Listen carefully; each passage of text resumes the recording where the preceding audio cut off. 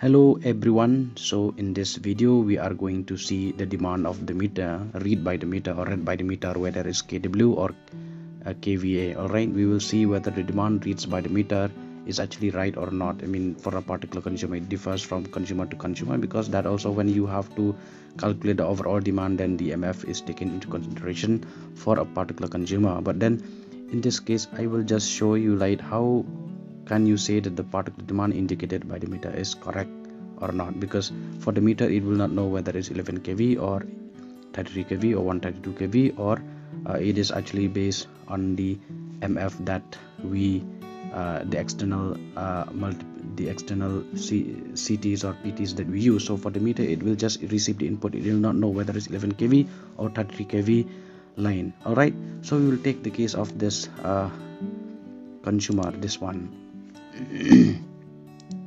Let us take the case of this. So this consumer, see, this is HPL meter. Let us take the case of this, because there was confusion about this meter in the morning. This is HT meter, right? Means the line is a 33 kV line, but then we have used this 11 kV meter. So what happened when this is the case? Because just to tell you that the overall multiplication factor of this consumer is 6. That means 188 is the demand indicated by the meter. So the actual demand will be multiplied by MF, which will be around 1200.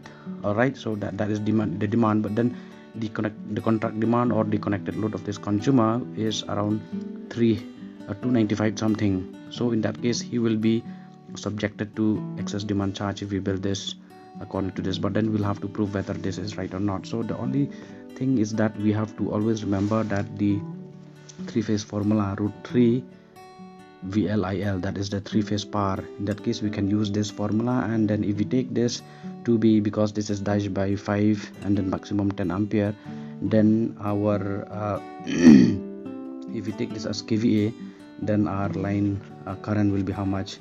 You will have to divide this by secondary current, which is because this is 11 kV meter, or the PT ratio is 100. I mean, whatever voltage that you give to the meter, it will multiply it by 100. Suppose if it's 63.5 in our case, then it will make it 6,350 like that, right?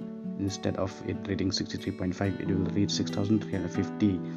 And likewise, if it is 11 kV, 1110, it will read as 11,000 or 11 kV, right? So we will just have to take this kVA and divide by 11 kV into 1.73, then you will get the current as 9.91. in that case it is technically feasible, because then see, the maximum current is twice of base current, that is twice of 5 become 10, which is still technically right. So we'll have to go and verify this, right, whether this consumer has taken this much of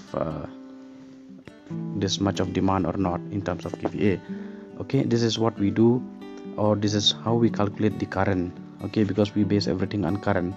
If it is too high, whether this is the demand or the cumulative demand, then we calculate the current, right? So we are getting 9.91, which is still okay. That's why we have to go and verify aside whether he has or he is really taking this much of demand. And then this is how we calculate for HT meter. And then if we look at the CT meter, the same formula only we use. Suppose, for example, this is LTCT meter, 3 into 240, and CT ratio 1, PT ratio 1.